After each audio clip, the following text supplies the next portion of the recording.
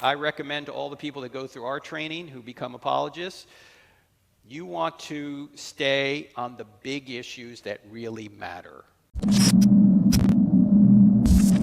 What I wanted to say was, in apologetics, over the years, I'm glad to know that there's somebody else 62 in the room that blessed me.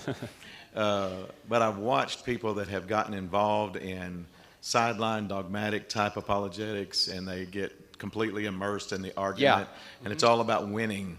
Right. And I just wondered if you had some, the whole Word of God is inspired by the Spirit of God that lives in us.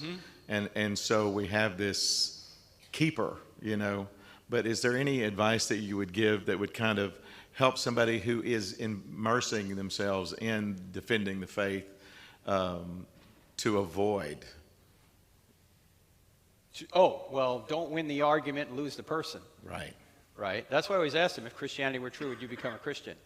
And I'm going to let the secondary and tertiary issues go, right? I'm going to concentrate on the salvation issues.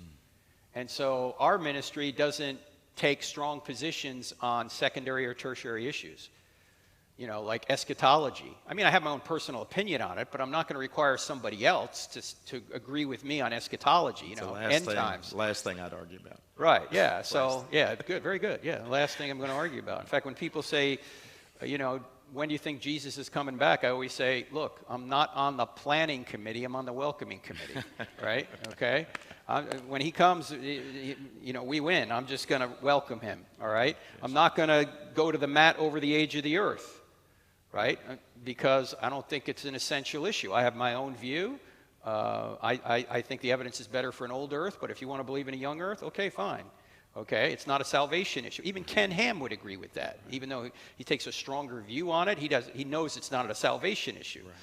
Right.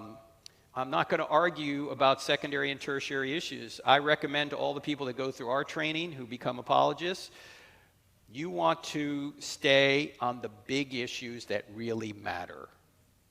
And don't create your whole ministry on a secondary or tertiary issue. Okay. All right? Thank you. Thank you, sir. Appreciate it.